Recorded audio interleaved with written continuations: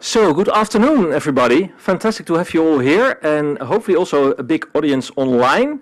A very warm welcome to this technical session, Shifting Gear, Accelerating Implementation and Financing for Active Mobility, which is hosted by the Netherlands Ministry of Infrastructure and Water Management and co-organized by the World Resources Institute, UNEP, the Transportation Decarbonization Alliance, and the Dutch Cycling Embassy. My name is Lucas Harms. I'm the Managing Director of the Dutch Cycling Embassy, and I'm very happy and honored to be moderating this session this afternoon. Yes, of course, you probably all know active mobility is not only a very important goal in itself, but it's more so, it's a very powerful means towards a much larger goal to transform our cities and our societies, to boost it with a more sustainable, more safe, more social, more wealthy, more healthy, and more happy places to be. And we are going to talk about this afternoon and how to boost cycling conditions in cities around the world. And especially focusing on two very important ingredients: financing and leveraging financing initiatives, and of course capacity building, knowledge transfer, two very important ingredients which we will touch upon this afternoon. And we have a very wonderful panel, distinguished speakers. I will introduce you to them later on. But first, I would like to invite Arlette van Gilst to the floor. Arlette van Gilst is the Director of Active Mobility for the Dutch Ministry of Infrastructure and Water Management, and she will give a short welcome speech to you all. Arlette, the floor is yours.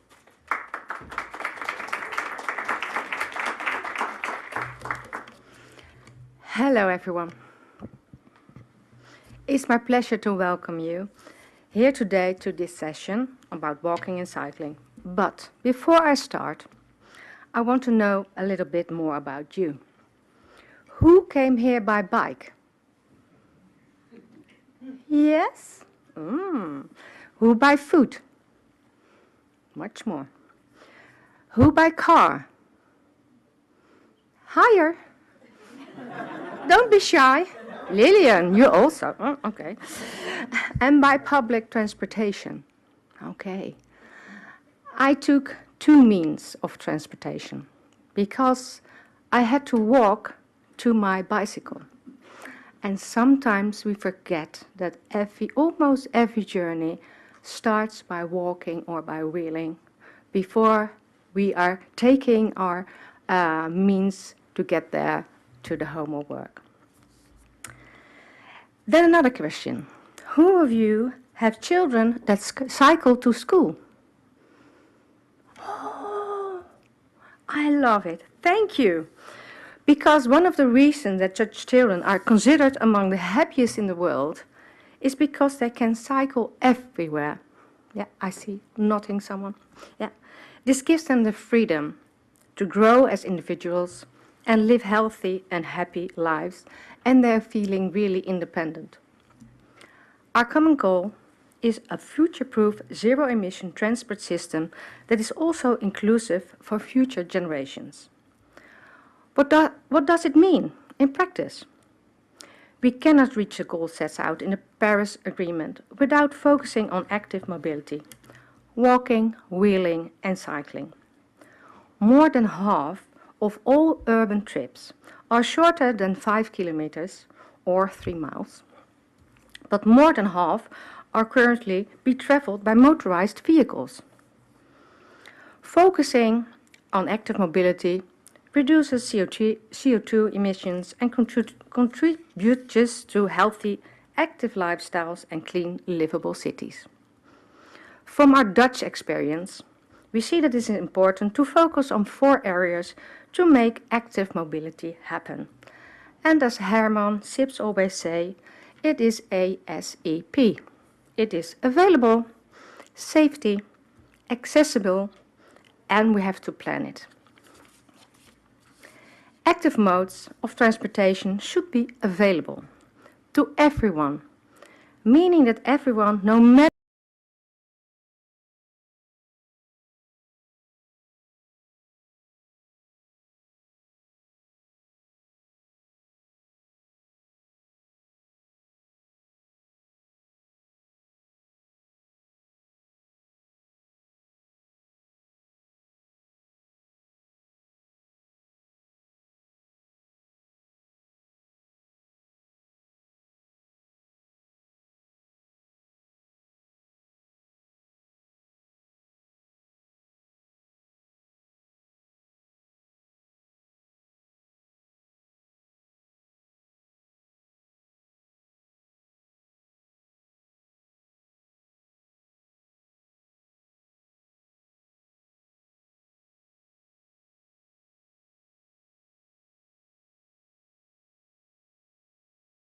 active mobility improves the accessibility of large and growing cities. You are often faster by bicycle in the Netherlands than by car, especially in congested cities that cannot fully accommodate high motorization rates. To make this focus point happen, you need to educate planners to take active mobility into account upfront when designing urban spaces. Capacity building is an important means to develop the necessary knowledge base. Investing in active mobility makes sense. The return is healthy, less congested, more livable, and more sustainable cities. I see that more and more countries and cities around the world recognize the importance of active mobility and take these points, healthy, congested, less congested, more livable and more sustainable cities, into account. Especially because of all the amazing pop-up cycle lanes during the COVID-19 pandemic, and even pedestrian lanes. That changed the way of people enjoying their hometowns. However, this increased focus is not sufficiently being translated into action and international financing. It is important that development banks and organizations structurally reserve funds to invest in active mobility around the world. Therefore, our Minister for the Environment, Ms. Heinen, launched a global capacity building initiative at COP27, together with the Transport Decarbonation Alliance, the UN Environment Programme and the Dutch Cycling Embassy. Lucas is director of. And it is to train 10,000 experts in active mobility around the world. Our goal is to support the development of knowledge base necessary to develop concrete projects and policies for active mobility and to work towards increased international financing for walking and cycling. We have already started with first trainings in India and in Vietnam, and this year the Dutch Cycling Embassy and UNEP will work together to organize trainings in Nigeria and Indonesia. It's a great start, but more is needed to build on the existing needs of cities and communities worldwide. I'm happy to see such a great panel today to discuss what is needed to scale up the size and investment, to scale up the size and investment of active mobility projects and policies. After all, shouldn't every child, man, woman, person enjoy the freedom to travel safely wherever they want to go and live happy and healthy lives? Thank you.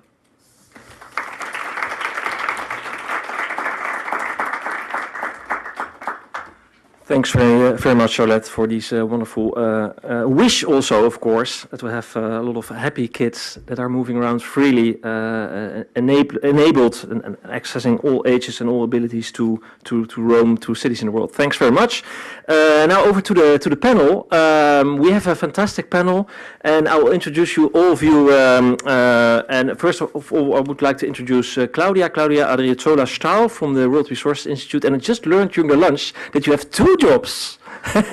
You're so busy, it's amazing. And you're both Deputy Director Global Urban Mobility and Director of Health and Road Safety at the World Resources Institute. And together with your team and Felipe, you are very active in this field, and has been very instrumental also in developing an innovative road safety program, influencing both the national global agenda, but also local and regional governments. And so that's fantastic to have you here as part of the panel. The second panelist is Rob de Jong from United Nations Environmental Programme, based in Nairobi, Kenya.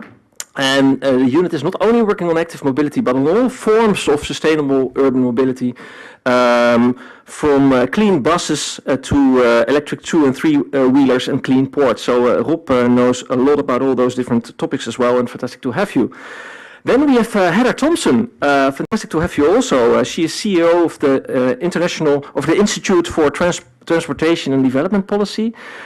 Also very active in the field with your institute and in your entire professional career, all kind of non-profit organizations, and finding many ways to boost cities to become more resilient in the face of climate change and all other challenges, including population growth. Fantastic to have you as well.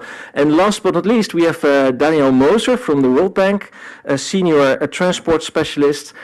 Great to have you as well. You also have various roles within the World Bank, both working, for instance, at the global facility to decarbonize transport as one of the elements, but you're also instrumental within the World Bank to see how to work on sustainable urban mobility, advance the work of the World Bank through research and analytical work. So fantastic to have you all.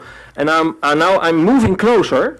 So let's see, the mic works. Hello? Does it? Oh, it does. Great. Yeah, and I would like to start with a question to Claudia. I already said you are very active in the field and also on the ground. You have lots of, recently also traveled a lot around the world to see what's happening on the ground. What kind of challenges do you encounter for local governments or stakeholders to implement safe, active mobility projects? And what ways do you see that, for instance, capacity building can help to overcome these challenges? Thank you very much. Thank you very much, Lucas. You know, when I go around and visit many cities in Africa, Asia, or Latin America, I see a lot of possibilities first. As a person working in an environmental organization and trying to decarbonize transport, I see that people really are willing to walk, to take mass transportation, even if it is not of the best quality, and to cycle. So if we look at the developing world, I think it's a great treasure for decarbonizing transport currently, but it's unfortunately not dignifying. People have to walk and cycle, and sometimes, as I said, mass transportation is not of the best quality, right? I'm going to give you some examples, right? In Nairobi, a place where you live, Rob, there is an outer ring. It had an investment of $120 million that during the first 9 months of operations in 2021 killed 32 people, 90% of them pedestrians.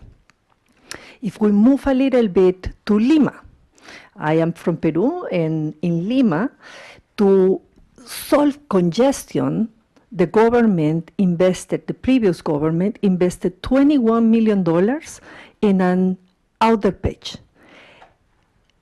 The next day that it was built, it was packed with cars and it was congested. We just visited Accra in January, a beautiful city with a beautiful coast. They are building a 26 kilometers road. During these 26 kilometers, there are 27 schools. The road is going to be widened from 1 lane to 2 lanes per direction. There are not sufficient pedestrian crossings. There are a lot of people bicycling. However, there is no pedestrian or cyclist infrastructure.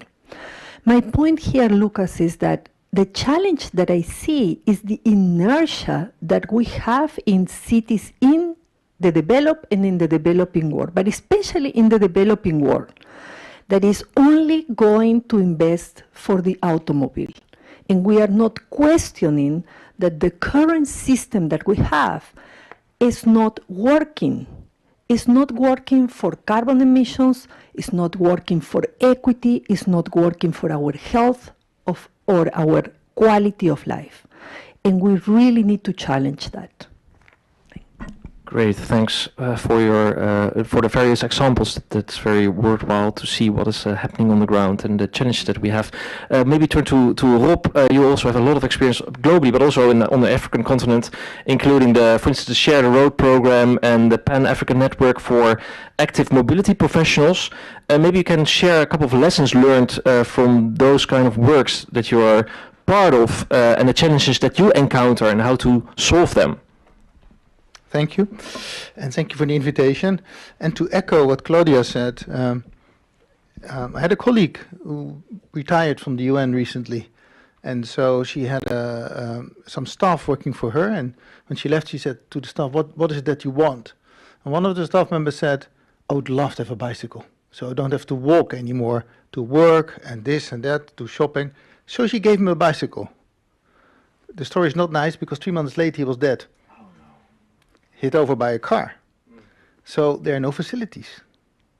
Everybody that walks or cycles in Nairobi or in Lima, or many people, they risk their lives on a daily basis. Children walking to school, there's no walkways, there's no safe crossings.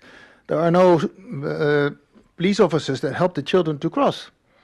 So those are some of the challenges. So I just was echoing what Claudia was saying. Sorry, to the question. Yes, I think we have a lot of experiences.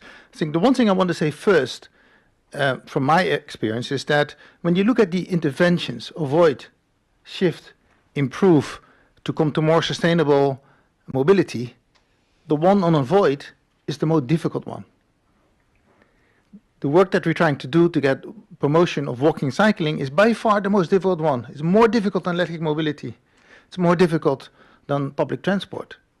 If you look at the issues that are related to active transport, social issues, gender issues, equity issues, how to use very sparse urban space issues, infrastructure, poverty, so planning, technology. So it brings so many things together that if you do it right, you see what happens in the Netherlands. If you do it wrong, you see what, for example, some of us experience every day. So you ask what are some lessons learned? First thing, the lessons that we learned is we can only achieve active transport working in partnership. We have to work together with those that work on environment issues, social issues, but road safety issues also. That's the first. Second, we have to address it realistically and concretely, on the ground, looking at action. So start with one road, to redesign it, and then work with upscale that citywide, but actionable local. The third lessons that my team learned, feedback from them, is the big impact that networks can have, but we have to go beyond just convening. Those networks need to be put in action. So, for example, with the Netherlands support also, we're now getting all the African countries to commit to 10 commitments on active transport. So we need to move from convening power to action power. The fourth, and I'm almost there, we need to link local action with political changes. So, for example, our program in Africa, sometimes we go into a city and we help them design the first road. How do you build walking ways? How do you build cycleways? But at the same time, we also work at political level. In Uganda, we got the parliament to adopt an active transport law. So we need to combine these two. If one of the two only, it won't work. And finally, and I was quite interested this morning when I was listening to the plenary, when the mayors got to speak, I don't know if some of you noticed it, they did actually prioritize things quite differently than when the UN and the World Bank and high-level people started speaking. When the mayors started speaking, they were talking about integration of transport. They were talking about integration of modes. They were talking about walking and cycling, linking it to bus rapid transit systems. They were talking that language, and I think that's a very important one. And it's also something we've learned the hard way. If we just focus on active transport only, it's going to be much more difficult than when we link it to electrification, than we link it to mass transit and decongestion of cities. So that's the fifth lesson learned. Thank you. Thanks, wonderful, great lessons learned. Yeah, let's go to Heather, to ITDB. I guess you also have loads of experience and lessons to be shared. You have a couple of programs, the Cycling Cities Campaign, Sustainable Transport Awards, and other interesting projects that you're a part of with your organization. Maybe based on your experience and the projects you're part of, you can maybe share also what do you see in terms of appetite of cities to move towards more active mobility and how to make that in a sound and safe way, how to implement that. Sure, happy to. For those of you that don't know, ITDP, we're a global nonprofit organization focused on advocating for sustainable transportation with projects and policy. And actually, we were founded all around cycling almost 40 years ago. So that's at the core of our DNA. I think the thing I really want to highlight is our Cycling Cities campaign that we launched last year to, I think, really change the dialogue that we're talking about right now, which is this idea that cycling is challenging and that cities don't want to do it, because what we saw with the pandemic, as I think many of us all experienced in our own towns, is that when there were no cars on the road, people came out and walked and cycled. And so we know that people are interested in it. And with that interest, we had the pop-up bike lanes that were referenced earlier, many of which have become permanent around the world, and just an increased appetite and understanding for the power of cycling. And so seeing that at ITDP, all of our offices around the world thought, like, let's try and do something with that. Let's harness that momentum and interest. And so last year, still last year, we launched the Cycling Cities campaign, and our goal was to have 25 cities join, cities outside of Europe and North America, because where we have a lot of cycling leadership is mostly in Europe. So we wanted to show that there were cities around the world, mostly in the global south, which is where we're focused, where there's a lot of interest in cycling. And our goal was to bring 25 cities on board. Since then, we have more cities because there's a lot more interest than we even imagined. And we have cities that are part of our core cohort, around 30 now. The goal was 25, with the idea of building that the core of the campaign is building protected lanes, because a million studies have shown that if you really want to get people onto bicycles, the key thing that you have to do is to build truly protected lanes. You can do policy, you can do culture, but if you really want that change to happen, you need those protected lanes. And so now, and then the idea was in each of these cities, if we could do that, we would bring 25 million more people closer to cycling lanes. So it's not just about laying the infrastructure, it's where you put it so that you make sure that people can access it. I think probably the room knows that it's one of the most affordable solutions that we have in the transportation sector. So we also thought that this is something that could be done quickly. And it was a great response to the COVID crisis. We're sort of building on that momentum, and we have more than 40 partners that have joined us in this. And I think we see that there is so much demand. This idea that there isn't demand is false. And what we really need, and I can touch upon as the conversation goes on, is what we need is the financing to support this.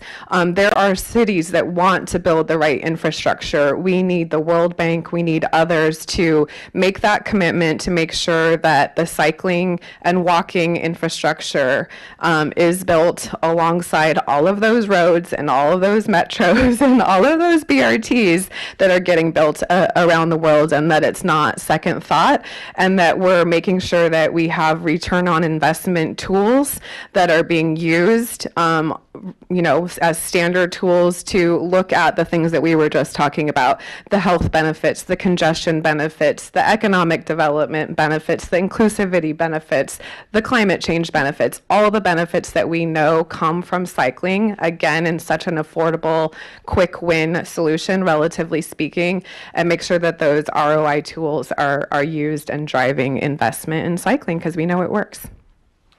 Great, thanks very much. And that's also a perfect bridge to Daniel, to the World Bank. Maybe Daniel, you can tell a little bit more in general also what multilateral development banks can do in terms of boosting these mode shift, and how the World Bank is actually supporting both walking and cycling projects around the world.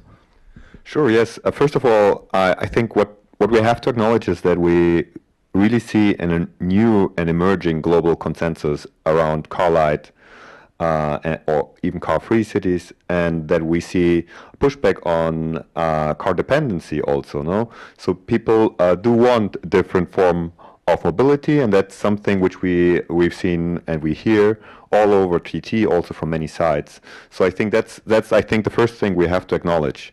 Now, when talking about the World Bank and talking about how multilateral development institutions can support active mobility, I want to emphasize that in the recent years especially, we have seen active mobility becoming an essential part of the toolbox of the World Bank engagement in urban transport. Now, looking back a couple of years ago, it started as a nice add-on, for example, in cities such as Buenos Aires, where the World Bank has been financing large urban rail programs, and that included also development of bicycle facilities around the rail project.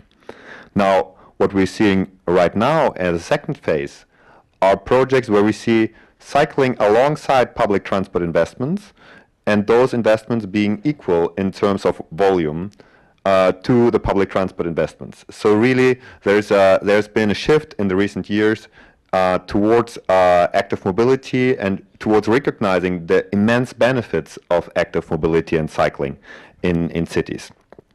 And why is that? And that is really because we see all the benefits Heather also mentioned a little bit earlier.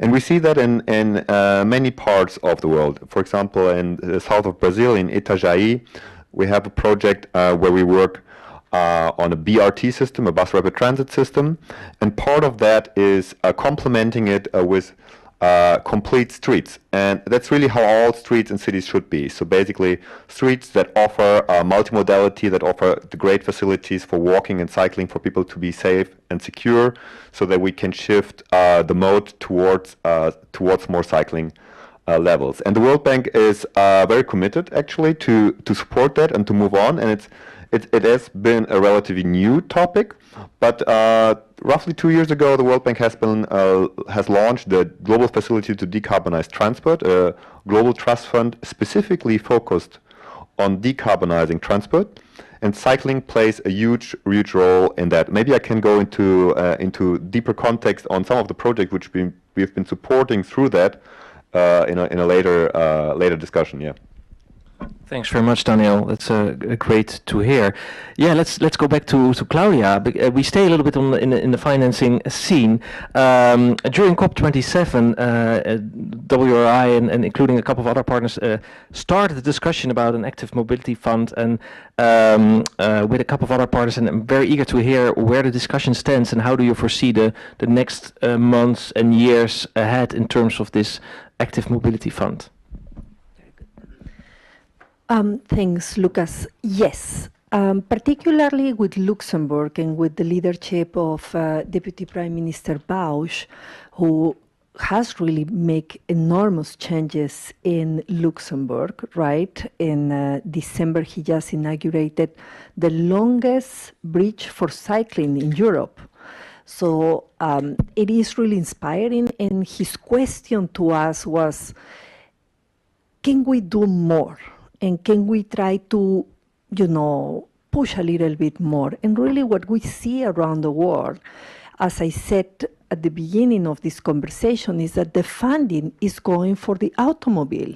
And that there is this inertia that everything, organizations, multilateral development banks, private investors, are just ready and they have packages to invest in the private automobile. But there is not such an investment for active mobility, for walking and cycling, even if we know that these are low carbon modes of transportation that we are all agreeing that are so important for quality of life, equity, health. So why is that disconnect? And what we have tried is to push and to really ask, funders, is this something that can be appealing? And in COP27, we got really positive answers. We had a mix. We had the finance minister of Luxembourg. Luxembourg is a hub for green finance, and they have a portfolio with different products, they have renewable energy, for example, but active mobility is not there yet.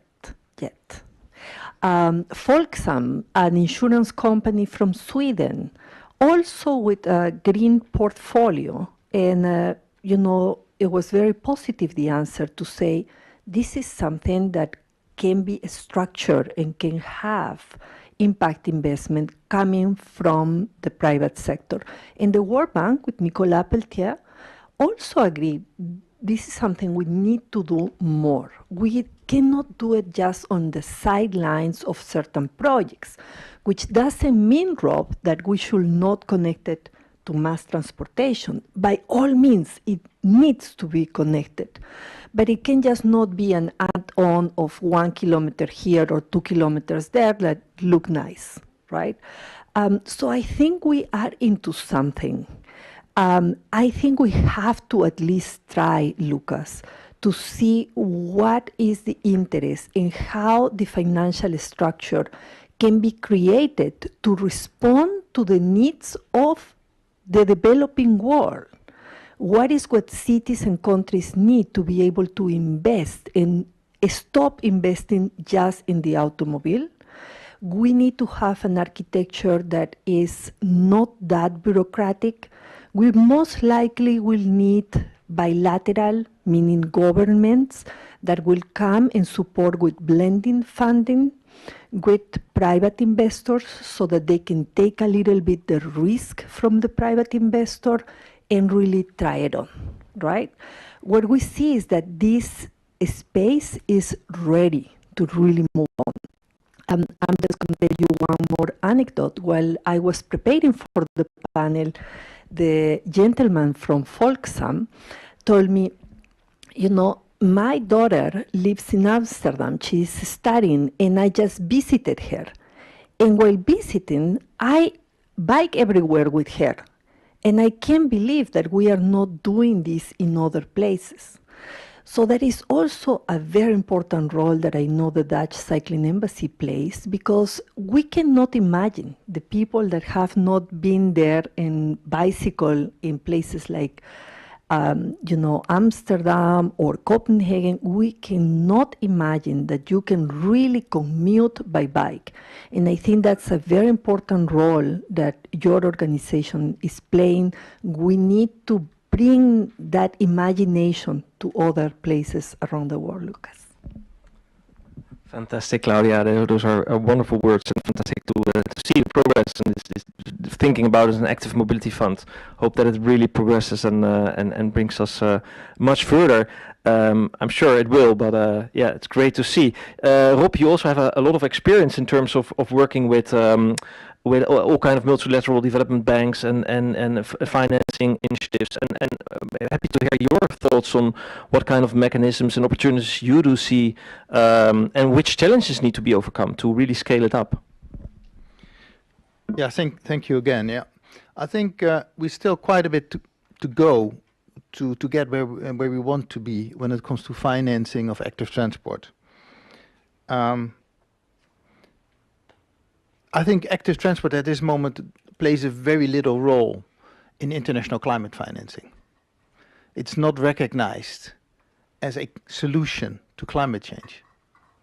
I think both those that are promoting active mobility and those that are financing climate change are partly to blame for that. We haven't been able to present active mobility as a fantastic climate solution, which it is. And if you look at the global climate financing mechanisms, the Global Environment Facility, the Green Climate Fund, they don't do so much on mobility, and then in that they do very little on active mobility. I don't think it's only them to blame. I think it's also the international community, the international donors, the member states that have been focusing in these fora on, more solar panels, more electric buses, and have not really recognized active mobility as a solution.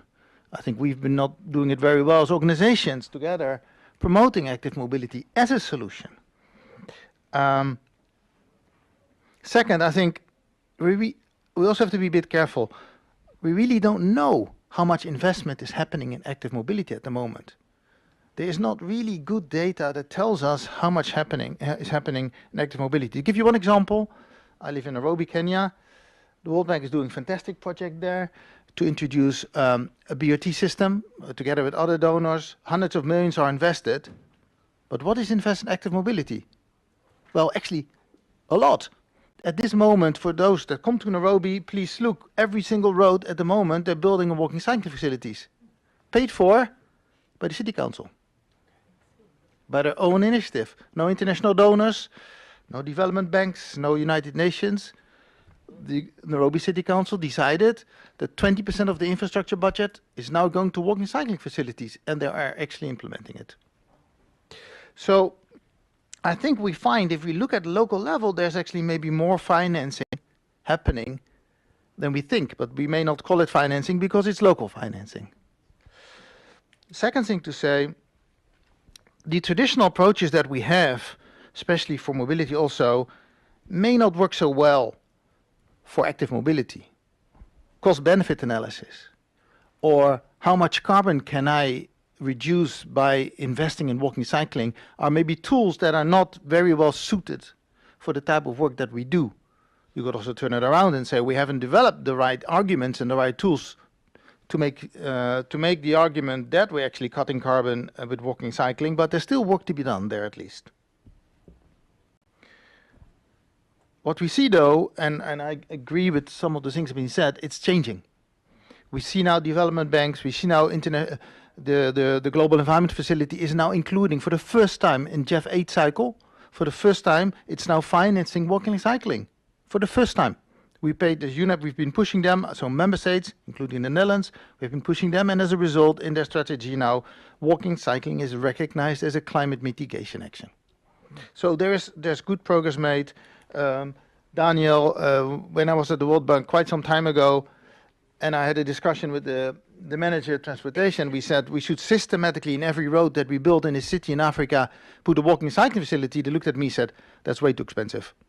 I'm quite sure, and this is not to say World Bank, this is 15 years ago, you would have got the same response from the United Nations. I'm quite sure that answer, you don't get it today anymore, if you say that. So we are making good progress. But still, I think there's a huge opportunity that the development community is not taking. Investing in walking, cycling, it's a fantastic investment in environment and development. Give me an example of an investment where you equally hit environment and development, poverty reduction and gender at the same level as investing in walking, cycling. But the development community is talking to the development people, the environment community is talking to the climate people, and the road safety community only talks to the road safety people. And therefore you never get those connected benefits. Walking, cycling on its own maybe, but when you hit those three things, safety, development and environment, it's a very, I think, a very interesting investment opportunity. So let me stop there and hand over back to you, Lucas.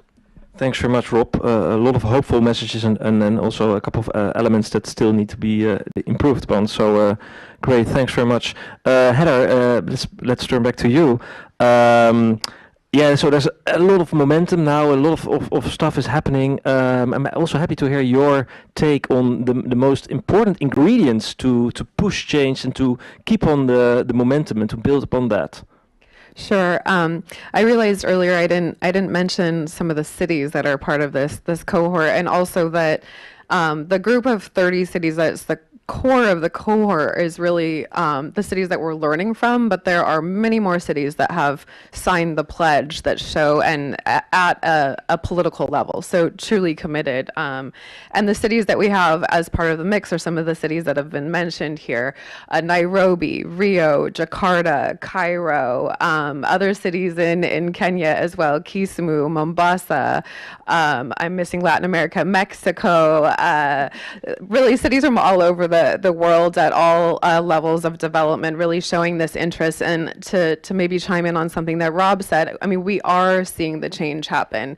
You're seeing cities and countries that have committed that new roads that are built are going to leave space for walking and cycling and public transport, and that, you know, the lanes may not be exactly right, but it's better to have the lanes than to have nothing. And, you know, we can fix the things around the edges that may not be perfect. Of course, we know that the key ingredient again is protected cycle lanes that are connected, truly networks of cycle lanes.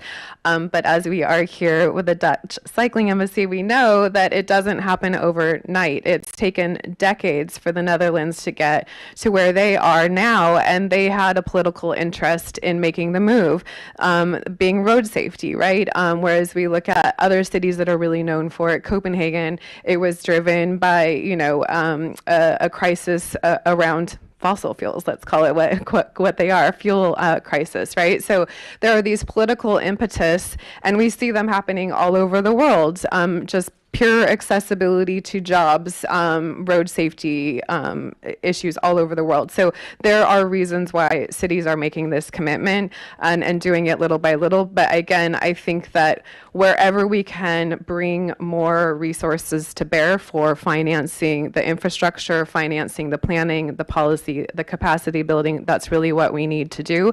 And that there's no one answer there. We have to make sure that every time a BRT corridor or a road is built, that it has a cycle and walking facilities alongside of it.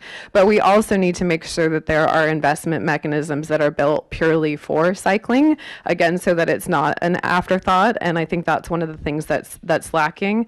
I'm also really excited, again, to along the lines of there being so much demand and that the opportunities are there. I'm an advisor to the Bloomberg Initiative for Cycling Infrastructure, which some of you may have seen online, and it was a call for proposals from cities all over the world. 10 will be selected, which will be given up to $10 million in investment in infrastructure. And I'm not allowed to disclose the number, but I will say hundreds of cities applied, and it just shows that, again, the base capacity, the base political will is there, and the desire is there. And then lastly, maybe just to touch upon, you know, using the mechanisms that we have. It's not a perfect answer, but having return on investment vehicles that can show the healthcare benefits, the GHG benefits, the economic savings benefits. And I don't want to steal thunder from Daniel, but one of the successful models that has been shown is in the city of Lima, where they showed that investment in cycling was a 19-to-1 benefit ratio when you incorporated all of those elements. And one of the things that we know is missing in the equation is the calculation of the greenhouse gas benefits from cycling. So ITDP is trying to fill these information gaps. So one of the things that we did was take two cities, Bogota and Guangzhou, Guangzhou, China, two very different cities world, and actually looked at what the GHG benefits are from cycling infrastructure. And no surprise, they're huge and super cost effective. So we wanted to put that information as well as an open source tool out there for others to use to calculate their own GHG benefits, so that we can make the case that the ROI is there for the World Bank and any other investors. And just to give you a sense, 22,000 tons of CO2 savings was seen from Bogota's lanes, 16,000 tons of CO2e from Guangzhou. That's the equivalent of planting 400,000 trees per year. So, I mean, the savings are huge. Again, it's so cost effective. The tool is there, itdp.org. Please check it out. Encourage your city's partners to use it so we can continue to make the case for the investment. Thanks very much, Heather. Wow, that's amazing. Good to hear that all. Yeah, back to Daniel. I think as Claudia already also pointed out, the World Bank is also an active participant in the discussions about an international fund for active mobility. What is the World Bank doing to follow up on these discussions? And in your vision, what's the role of capacity building in this as well? Yes, I think that's a very good question. I think that's something which we also touched upon here in the discussion a little bit, is that we really need to move ahead on the capacity development to make people who build roads and to build the urban transport infrastructure, that they understand how the right designs look like, and that we make this the good designs, which we can see in some places, the standard everywhere. And I think that's a great thing. And a part of that can be that we dedicate a certain budget in public transport projects, for example, to the road design, to the street design, so that they include the right facilities for walking and cycling. So that's one element of how to push this. But I really want to go also a little bit into the details in terms of the economics of cycling. So what we are seeing from the projects at the World Bank, which we are doing, is that investing in cycling makes economic sense. And Heather mentioned the Lima project. I want to mention the project in Buenos Aires, where we see a cost-benefit ratio of 5.7. So we get 5.7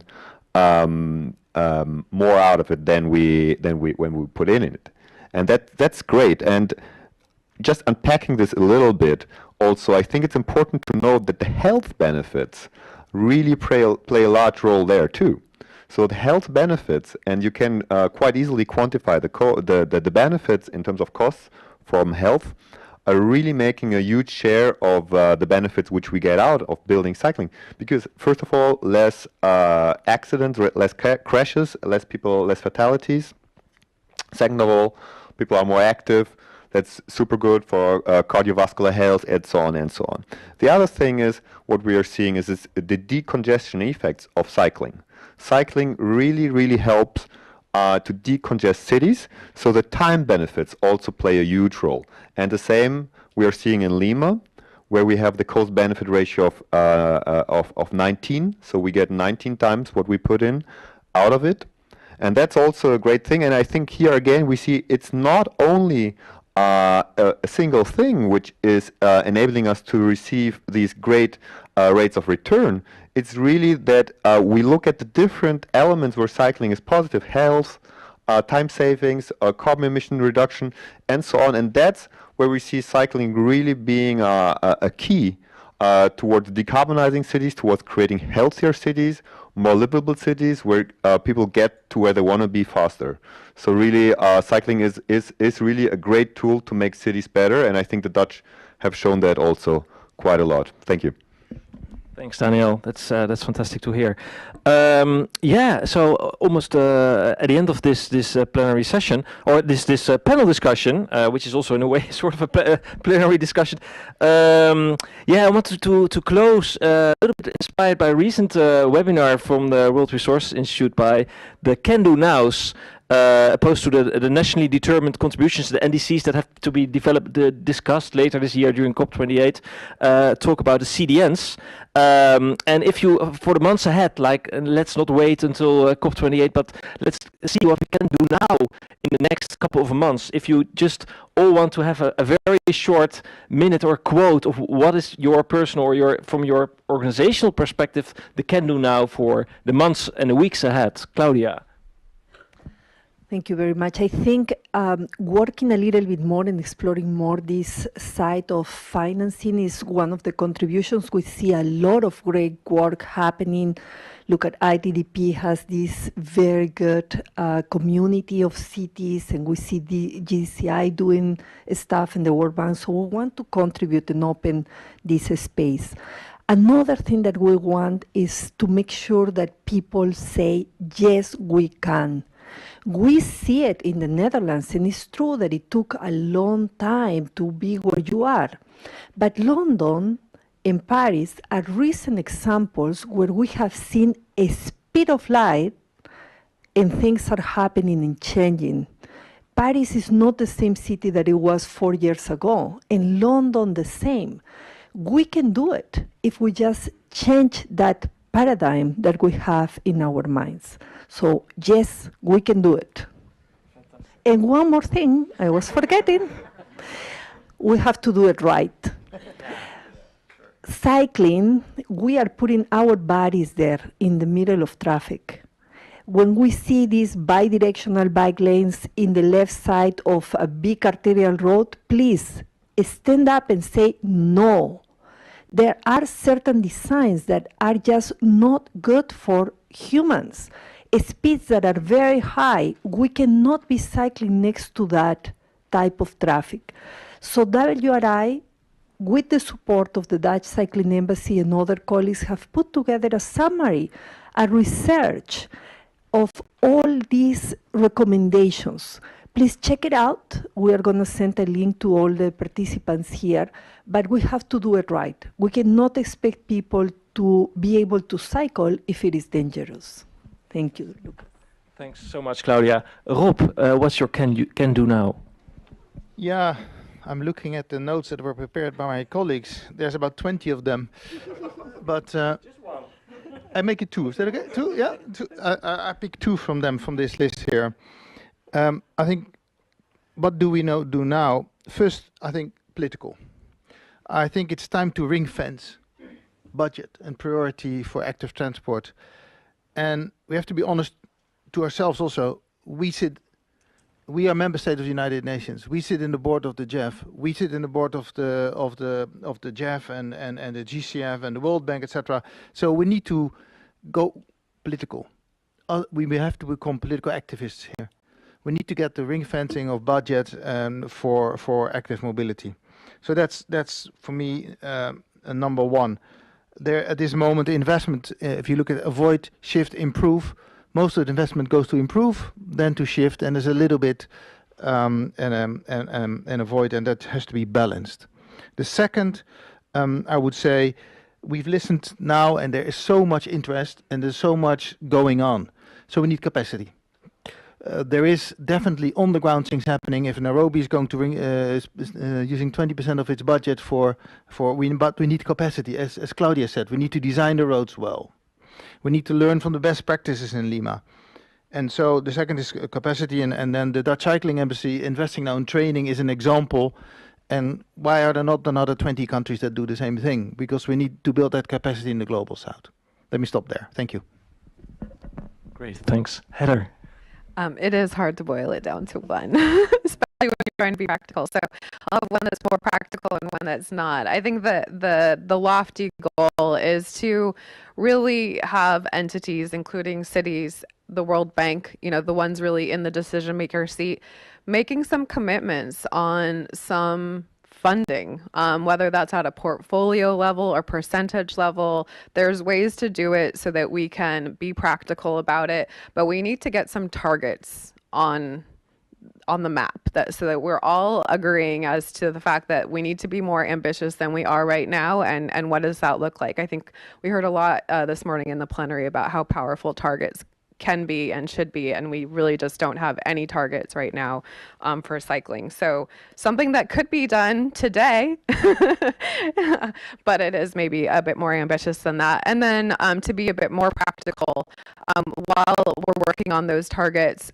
really having, again, these return on investment tools that are practical so that we can make the case at every opportunity that we have that it is the most cost-effective solution that we have for climate, health, all of the things. I think the Lima case is just one of many where we've used the tools to make the case, and the investments are going in. Lima, by the way, is building 750 kilometers of cycling lanes with investment from the World Bank and KfW. So it can happen at scale, and we need more of that at scale. So, thanks. Daniel, last but not least. Yes. So I think there's two can-dos, and that's actually what we do. And first of all, I think there's some sort of information asymmetry in the room, and Rob called it, I think, political. I think what Heather mentioned is that we see the demand from cities. Mayors want to work on cycling, so cities want to work on cycling. Then on the other side, the World Bank is very, very ambitious to push cycling further into the portfolio. And I think that we need to create basically a table together where we say, look, we all want that. Now let's see where are the barriers and let's remove them so that we can move ahead on the topic. So that's the first thing. The second thing is that from the work we are doing is how do we go further and bigger. For example, the Lima project, what we're doing is we're creating a series of how-tos. How do we reach the cost-benefit ratio, the amazing cost-benefit ratio, which we can see in Lima? How can we replicate this in other cities? So how can we scale this up, and how can we make this happen in many more places around the world? So that's the second thing, really taking those places and creating a very good guidance for other places to make them replicate, make them scale up, and so that we can make cycling a solution for every city in the world. Thanks so much, and a big thank you to our entire panel. I feel enlightened, and I feel also hopeful with all the good and great messages and the progress that we see and that we are going to make in the years ahead. Please a big applause for our panelists. Thank you very much. It's now time for a coffee break. Have a lovely afternoon and an inspirational rest of Transforming Transportation.